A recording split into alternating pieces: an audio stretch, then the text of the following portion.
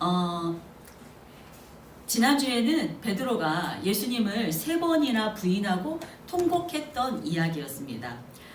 이어서 오늘 본문은 가룟 유다가 자신의 배신으로 인해서 자신 스스로를 죽이는 이야기가 나옵니다. 그 두 사람은 이 밤에 모두 예수님의 재판이 진행되는 곳으로 와서 재판 과정을 지켜보고 있었습니다. 베드로는 이렇게 보고 있는 장면이 성경에 나왔지만 가룟 유다는 몰래 숨어서 보고 있었던 것으로 보입니다. 두 사람이 예수님을 배신한 것은 뭐 그렇게 다를 것이 없는 것처럼 보입니다. 정도의 차이는 있겠지만 결론적으로 똑같이 예수님을 배신했었습니다. 그러나 나중의 결과를 보면은 정말 하늘과 땅 차이입니다. 한 사람은 목매달아서 자살하고 인류 최대의 적이 되었고, 또 한 사람 베드로는 천국의 열쇠를 가진 자, 또 위대한 전도자로 초대교회의 수장이 되었습니다. 이 두 사람은 어떤 점이 달랐기에 이렇게 다른 결과를 보게 되는 것일까요? 오늘 밤 그 두 사람의 선택에는 어떤 점이 달랐을까요? 오늘 본문 말씀을 통해서 저와 여러분의 선택은 어떻게 달라져야 할까요? 본문 내용 사건 속으로, 사건 현장 속으로 들어가 보도록 하겠습니다. 1절과 2절입니다. 새벽에 모든 대제사장과 백성의 장로들이 예수를 죽이려고 함께 의논하고 결박하여 끌고 가서 총독 빌라도에게 넘겨주니라. 아멘. 예, 우리 지난주 재판 과정을 봤죠. 새벽이 되었습니다. 지난밤 가야바 대제사장의 집에서 편법으로 이루어진 불법적인 재판에서 재판이 열렸고, 그 재판에서 예수님은 그들에게 유죄 판결을 어거지로 받았습니다. 지난번에도 말씀드렸듯이 사내들인 공의회는 밤에는 열리지 않습니다.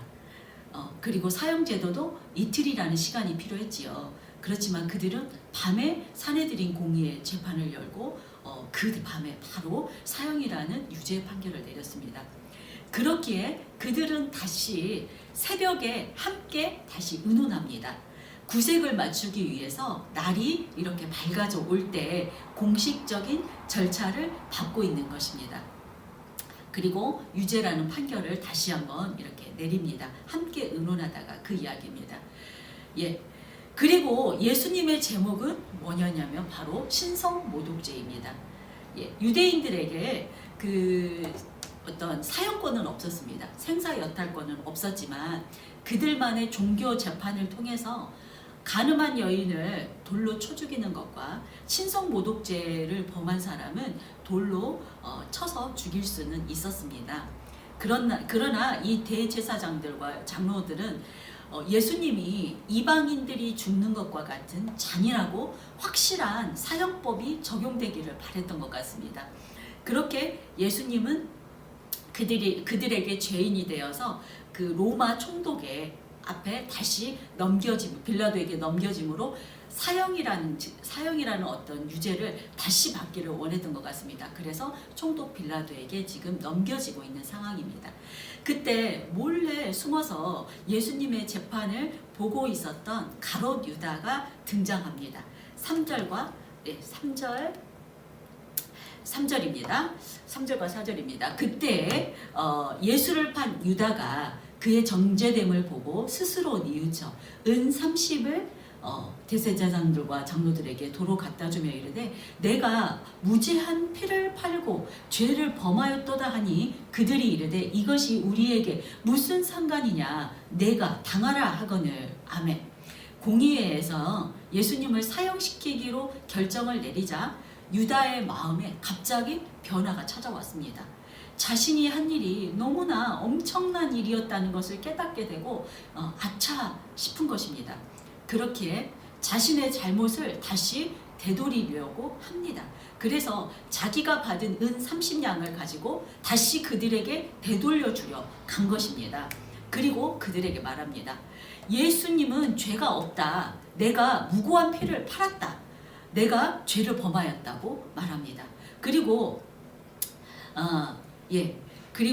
그러니 죄 없는 예수님을 풀어달라고 합니다. 그러나 그들은 당연하게도 예수님을 풀어줄 생각이 전혀 없겠지요. 그리고 유다에게 말합니다.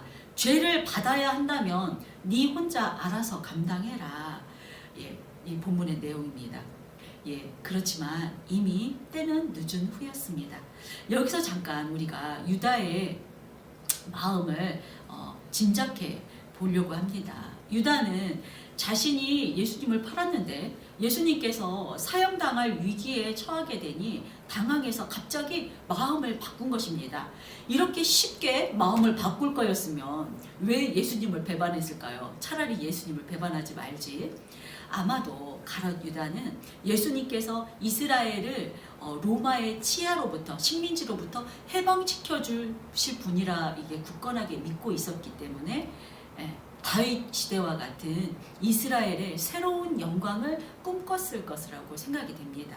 유다는 그 제자들 사이에서 회계 장부를 맡을 정도로 굉장히 지식이 있고 똑똑한 사람이었고, 그동안 예수님이 이 행했던 이적과 기사를 보면서 예수님의 능력을 알고 있었습니다. 그래서 그 예수님의 능력으로 로마와 어떤 또 다른 이 불합리한 이런 그들과 싸움에서 승리할 것을 믿고 있었기 때문에 그 어떤 팔려고 생각했던 것 같습니다. 그런데 예수님은 그런 능력이 있음에도 로마를 정복할 준비는 하지 않으시고 십자가 죽음을 이야기하고 있으니 유다는 예수님을 어떻게 자신이 등 떠밀어서 자신의 생각대로 예수님을 이렇게 푸쉬해서 이렇게 변화를 일으키고 싶었던 마음이 생겼던 것 같습니다.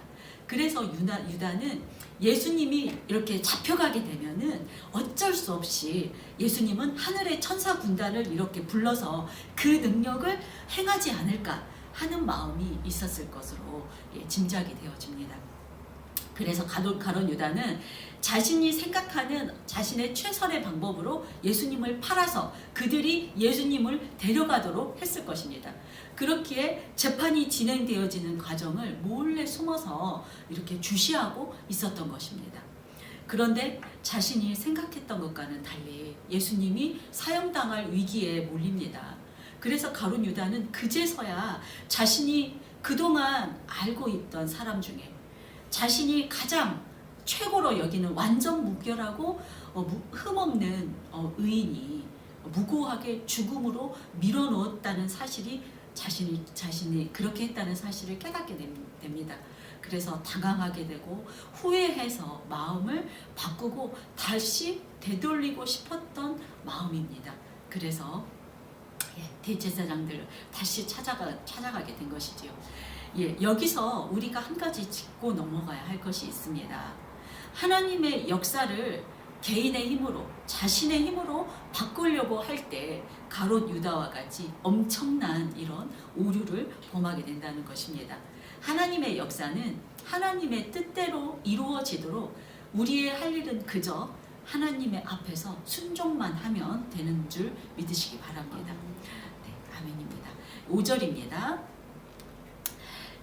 유다가 은을 성소에 던져놓고 물러가서 스스로 목매어 죽은지라. 아멘. 유다는 급한 성격으로는 베드로보다 더했으면 더했지 못하지는 않는 사람입니다. 그것이 우리에게 무슨 상관이 있느냐, 내가 당하라는 그들의 말에 자신이 되돌릴 수 없음을 알게 됩니다. 그리고 자신이 받은 은 30냥을 가지고 성소에 다시 쳐들어갑니다. 성소에는 실은 허락된 사람만 들어갈 수 있습니다. 대제사장들 외에는 아무나 못 들어갑니다. 그런데 그 성소에 쳐들어가서 가룟 유다는 얼마나 화가 났는지 법을 어기고 성소에 들어간 것도 모자라서 은 30을 성소에 이렇게 패대기 치듯이 집어 던져 넣습니다. 그리고 그곳을 나와서 스스로 목을 메어서 자살을 한 것입니다. 그 돈을 이렇게 성소에 집어 던져서 패대기 칠 정도의 이런 행동으로 볼 때 지금 가룟 유다는 자신의 화를 다스리지도 못할 정도로 화를 내고 분을 내고 있는 모습도 보여지고 자기 자신에게 무엇보다도 이렇게 절망하고 있는 모습을 볼 수 있습니다. 네, 가룟 유다도 우리들 말로 한젓갈 하고 있는 것이 보이지요. 그리고 이어지는 자살은 그가 자신이 한 일, 즉 예수님을 판 일에 대해서 엄청난 후회를 하고 있고 스스로에게 절망하고 있다는 것을 볼 수 있습니다. 가룟 유다는 자신의 행동이 잘못되었다는 것을 알았고 또 스스로 뉘우치기까지 했는데 왜 그의 나중은 비참한 죽음이었을까요? 네, 베드로도 모양은 다르지만 3번이나 부인하고 저주하기까지 한 사람이었는데 아시는 것처럼 베드로는 나중에 결과는 완전히 다릅니다. 가룟 유다와는 무엇이 달랐던 것일까요? 예, 베드로와 유다가 달랐던 점은 베드로는 예수님과 눈을 마주친 후에 심히 통곡하며 바로 회개했습니다. 다윗도 우리가 다 아시는 것처럼 간음죄와 살인죄를 지었지만 나단 선지자를 통해서 회개할 기회가 왔을 때 그는 즉시 바로 회개하고 용서를 받았습니다. 얼마나 위대한 왕이 되었습니까? 사울 또한 그리스도인들을 초기 그 그리스도인들을 잡아 죽이러 다니는 정말 열심분자였지만 예수님을 만나고 즉시 회개하고 자신의 모든 것을 바쳐서 하나님 나라를 위해서 복음을 전파하는 바울이 되었습니다. 얼마나 훌륭한 일을 너무나 많이 했습니다. 그렇습니다. 가룟 유다에게 필요한 것은 바로 이 회개였습니다. 그에게 중요한 것은 뼈아픈 후회가 아니라 회개가 필요했던 것입니다. 가룟 유다는 자신의 잘못을 알고 나서 사람에게 가서 자신의 죄를 고백하고 예수님의 결백을 말하는 이런 용기 있는 행동을 했습니다. 이렇게 용기 있는 행동도 아무나 할 수 있는 행동은 아니었습니다.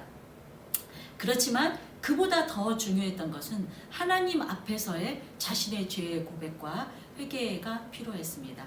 그는 자신의 잘못을 크게 후회하고 스스로 뉘우쳤지만 그는 자신의 잘못을 깨달아 뉘우치는 수준에만 그저 머물렀던 것입니다.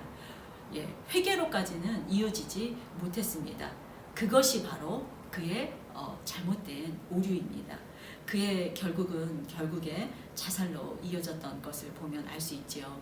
그렇지만 그렇습니다. 후회는 자기 자신을 파괴하기에 이릅니다. 그렇지만 회개는 새로운 창조가 일어나는 것을 볼 수 있습니다. 유다는 후회로 뼈저린 후회를 했지만 유다는 스스로 파멸하기에 이르렀고 베드로는 회개함으로 주님께 사용되어지는 새로운 사람이 되었습니다. 가룟 유다와 베드로의 차이는 바로 후회와 회개의 차이가 있었던 것입니다.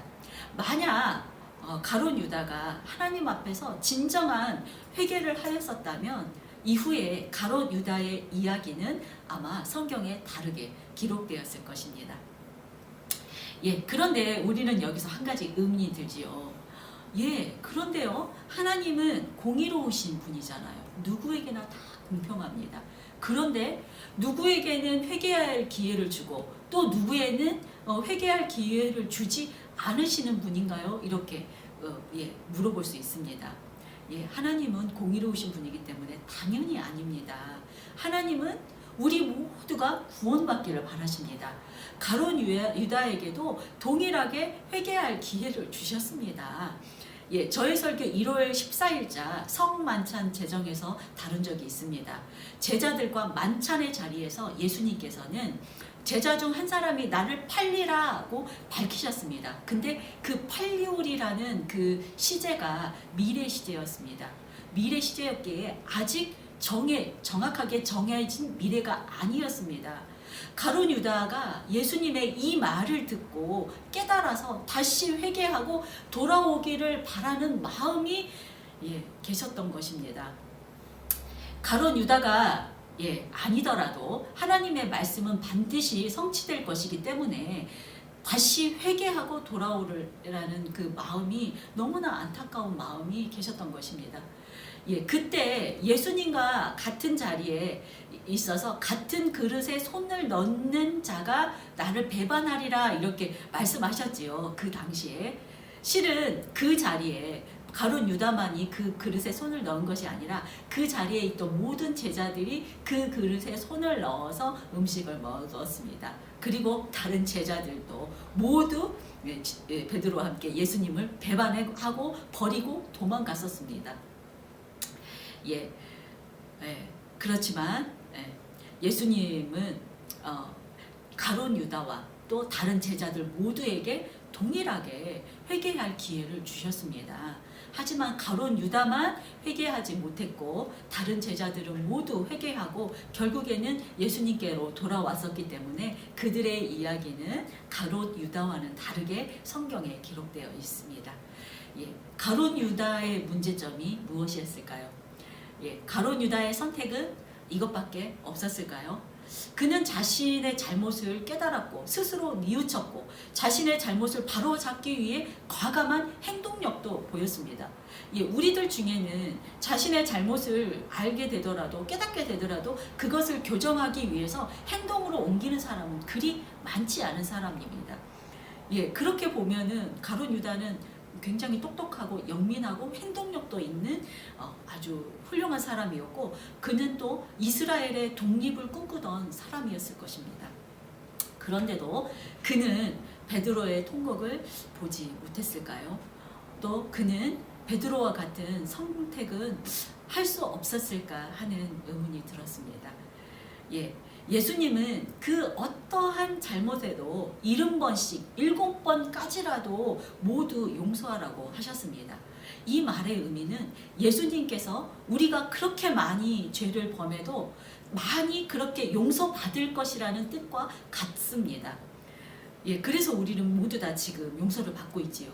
그런데 가룟 유다는 자신은 그렇게 70번에 7번씩까지라도 자신의 죄를 용서받을 수 있다는 생각을 왜 못했을까요? 예, 안타깝게도 예수님께서 자신이 얼마나 예수님께서 자신을 얼마나 사랑하고 있는지 알지 못했던 것 같습니다.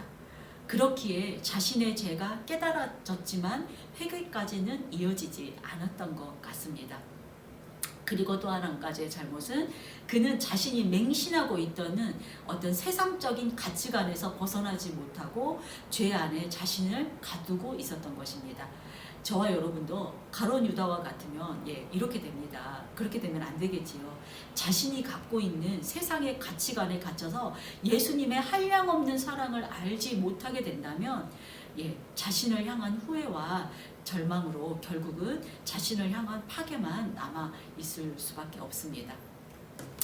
네, 6절에서 8절입니다. 대제사장들이 그 은을 거두어 이르되 이것은 핏값이라 성전고에 넣어둠이 옳지 않다 하고 의논한 후 이것으로 토기장이의 밭을 사서 나그네의 묘지를 삼았으니 그러므로 오늘날까지 그 밭을 피밭이라 일컫느니라. 아멘. 대제사장들은 아직까지 법적으로는 유다의 소유인 그 은 30을 그것이 핏값이기 때문에 성전고에 거룩한 성전에 성전거인 고르반에 넣어둘 수 없다고 합니다. 그들도 예수님이 무고하다는 것을 알고 있다는 뜻입니다. 이것은 무고한 사람을 죽음으로 인도한 사람은 저주를 받는다는 율법이 있습니다. 그들에게. 그리고 불의하게 번 돈은 하나님께 드릴 수 없다는 율법도 있습니다. 그로 인해서 핏값인 그 돈은 성전에 둘 수 없다는 것인데요. 그렇다면은 그렇게 자신들이 실은 그 돈을 준 돈 아닙니까? 그렇게 준 돈이면은 자신들의 죄를 이들은 깨달아야 하는데 무고한 예수님을 죽음으로 인도했던 자신이 인도하기 위해서 자신들이 준 돈이기 때문에 자신들의 죄를 깨달아야 하는데 또 자신들의 죄는 깨닫지 않고 그저 유다 탓만 하고 있지요. 그런 것으로 볼 때 이 대제사장들과 이 장로들은 그들의 신앙이 이렇게 진실되지 않고 형식적이고 거짓되다는 것을 볼 수 있습니다. 예, 아무튼지 그 돈으로 밭을 삽니다. 토기장이가 이미 다 토기를 다 뺏어 썼기 때문에 쓸모없는 밭을 헐값에 사서 그 부정한 돈으로 산 부정한 땅이기 때문에 유대인이 아닌 이방인들을 위한 공동묘지를 만듭니다. 그 밭이 왜 이후에 피밭으로 불려졌는지에 대해서는 첫 번째 이유로는 무고한 사람을 핏값으로 구입했기 때문이라고도 하고, 두 번째 이유는 사도행전에 보면은 유다가 죽는 장면이 나오는데 그 밭에서 피 흘려 죽었기 때문에 피밭이 되었다고도 합니다. 9절에서 10절입니다. 이에 선지자 예레미야를 통하여 하신 말씀이 이루어졌나니 일러스되 그들이 그 가격 매겨진 자 곧 이스라엘 자손 중에 가격 매긴 자의 가격 곧 은 30을 가지고 토기장이의 밭값으로 주었으니 이는 주께서 내게 명하신 바와 같으니라 하였더라. 아멘. 예레미야서에는 예레미야서의 이 내용과 비슷한 내용도 있고, 또 스가랴 11장에는 이 말씀과 아주 똑같은 일치하고 있는 내용이 있어서 이 예수님의 순환은 구약의 선지자의 말씀과 말씀에 성취되고 있다는 것을 이 말씀을 통해서 지금 알려주고 있는 것입니다. 이후 가롯 유다의 죽음과 이 피바치라 불리는 이 토기장의 땅이 초대교회 사람들과 그 시대의 유대인들 사이에서 계속해서 회자되었던 유명한 이야기가 되었을 것으로 추측하고 있습니다. 그들은 이 비슷한 내용이 있는 스가랴 선지자 말씀과 예레미야의 이 말씀 선지자 이야기의 인용구를 섞어서 아마 사용했을 것으로 추측됩니다. 아마도 마태 기자는 스가랴보다는 유대인들에게 더 인지도가 높은 예레미야 선지자에게 이 이야기를 귀속시키는 것으로 이 예수님의 순환 이야기는 권위 있는 구약 그 선지자들의 예언이 성취된 이야기고 필연적이었을 것이라고 이렇게 강조되고 있는 것으로 보입니다. 예수님의 순환과 그 세부 사항들이 구약 말씀의 암시와 일치된다는 것은 이 사실이 초기 그리스도인들과 유대인들에게는 큰 의미가 되었을 것입니다. 예수님께서 구약의 말씀을 성취하러 오신 분이라는 것으로 아마 그들은 경외감을 갖게 했을 것입니다. 그리고 이 모든 일들은 하나님이 계획하시고 또 말씀으로 우리에게 계시되었고, 또 예수님의 삶과 죽음과 그 죽음과 관련된 사건들이 구약의 인용구들을 명료하게 해 주었다는 것을 그들은 바라고 있는 것입니다. 이 사실은 구약에 성취되었다는 이 사실은 마태 기자가 초기 유대인들에게만 알리기 위한 것은 아니었을 것입니다.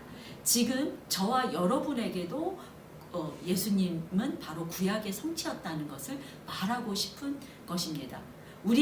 저와 여러분은 이 사실을 정확하게 알아야 합니다. 하나님이 구약의 말씀을 통해서 미리 계시하셨던 그 메시아가 바로 예수님 한 분임을 정확하게 알아야 한다는 뜻입니다. 이만이나 정명석이나 이단의 교주가 아니라 바로 예수님이 바로 우리의 메시아라는 것을 정확하게 알아야 합니다. 깨닫는 은혜가 있으시기를 예수님의 이름으로 축원드립니다. 오늘 말씀의 제목은 제가 서두에 말씀드리지 않았지만 죄를 쌓지 말자입니다. 가롯 유다의 자살 사건과는 조금 거리가 먼 듯한 제목이지요. 그러나 가롯 유다가 회개하지 못한 이유가 무엇일까 제 나름대로 한번 생각해 보았습니다. 사랑이 많으시고 공의로우신 예수님께서 가롯 유다와 함께 하실 때 마지막 만찬에서만 회개할 기회를 주셨을까요? 저는 아닐 것이라고 생각합니다. 베드로를 바라보시던 그 눈빛으로 가롯 유다를 몇 번이나 아마 바라보셨을 것입니다. 그때마다 유다는 자신의 양심에 찔림이 있었을 것입니다. 그렇지만 외면했을 것이라고 생각됩니다. 하나님의 형상으로 우리 모두는 지어졌습니다. 그렇기에 우리 모두는 내면에 선한 양심을 가지고 있습니다. 그렇기 때문에 우리가 죄를 지을 때는 양심에 찔림이 있습니다. 혹시 여기 계신 또 여러분들 중에 어떤 일을 하는데 양심에 찔림이 조금이라도 있다면 그것은 그 일은 멈추라는 하나님의 사인입니다. 그때는 그 일을 멈추고 돌아서야 하는 신호입니다. 그런데 그런 양심의 찔림을 무시하고 계속 죄를 짓다 보면은 우리 안에 죄가 계속해서 쌓이게 됩니다. 처음에는 그 조그만 죄가 아주 귀여운 사자같이 귀여울 수 있습니다. 강아지한테 이렇게 귀엽게 느껴지기 때문에 이런 죄쯤이야 내가 언제든지 나 물리칠 수 있어 이렇게 생각할 수 있는 그런 작은 죄였을 수 있습니다.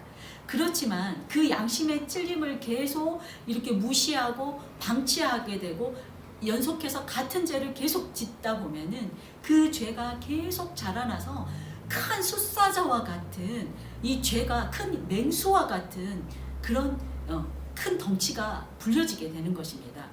자신 안에서 죄가 자라서 큰 사자와 같이 매서워지면은 결국에는 자신 스스로는 그 죄를 컨트롤할 수 없게 됩니다. 그러다 보면은 점점 덩치 큰 죄에 자신이 눌려서 죄의 지배를 받게 됩니다. 그렇게 되면은 이렇게 가룟 유다와 같이 결정적으로 꼭 회개를 해야 하는 결정적인 순간이 왔을 때 회개하지 못하고 이렇게 결론적으로 하나님 앞에 다시는 돌아가지 못하게 되는 결론이 되고 맙니다. 그렇게 되지 않기 위해서 우리는 아주 작은 양심의 찔림이 있을 때 하나님의 세미한 음성으로 알고 그 죄에서 돌이켜야 합니다. 베드로는 예수님과 눈이 마주쳤을 때 마음의 찔림을 받고 빛으로 조명되어서 즉시 회개했습니다. 바울도 다메섹 도상에서 예수님을 만났을 때 그도 즉시 회개하고 돌아왔습니다. 다윗도 나단 선지자에게 죄를 지적받았을 때 즉시 회개했습니다. 저와 여러분도 마찬가지입니다. 하나님께서 사인을 주시는 양심의 두드림에 외면치 말고 다윗과 같이 즉시 회개해야 합니다. 자신의 죄가 깨달아 알아질 때는 베드로와 같이 즉시 회개해야 합니다. 그래야만 그 죄로부터 멀리 떠나서 변화된 삶을 살아갈 수 있습니다. 결론은 하나님의 영이 우리 안에 있을 때 우리는 회개할 수 있습니다. 이것이 실은 이 말씀의 키포인트입니다. 하나님의 영이 우리와 어떻게 함께할 수 있을까요? 그렇습니다. 만약 진정한 회개로 나의 삶이 변화되기를 원하신다면 먼저 예수님께 긍휼함을 구하시며 예수님을 의지하십시오. 결코 외면치 않으시는 주님은 아마 저와 여러분을 받아주실 것입니다. 저와 여러분에게 회개의 영이 다 허락되시길 주님의 이름으로 축원드립니다. 마지막 한 가지만 덧붙이고 마치도록 하겠습니다. 하나님의 역사는 반드시 이루어집니다. 하나님은 사람을 통해서 역사하시길 바라시기에 저와 여러분은 모두 하나님의 일에 쓰임을 받게 됩니다. 혹은 선하고 좋은 일에 쓰임 받기도 할 것입니다. 가룟 유다와 같이 악하게 쓰임 받을 수도 있습니다. 악한 일도 합력하여서 선을 이루시는 하나님이십니다. 그렇기에 하나님의 역사에는 조금 더 영향을 미치지 않지만 저와 여러분에게는 선한 일을 했느냐 악한 일을 했느냐에 따라서 우리의 삶의 결과는 달라집니다. 선한 일에는 상급이 따르고 악한 일에는 반드시 그 죄값을 받게 됩니다. 이것을 잊지 마시고 어떤 일에든지 하나님의 선한 일에 쓰임받는 저와 여러분이 다 되시기를 예수님의 이름으로 축원드립니다. 찬양하고 기도하겠습니다. 먼저 입술을 열어서 하나님 앞에 우리의 죄를 회개하게 해달라고 입술을 열어서 우리 다 같이 통성으로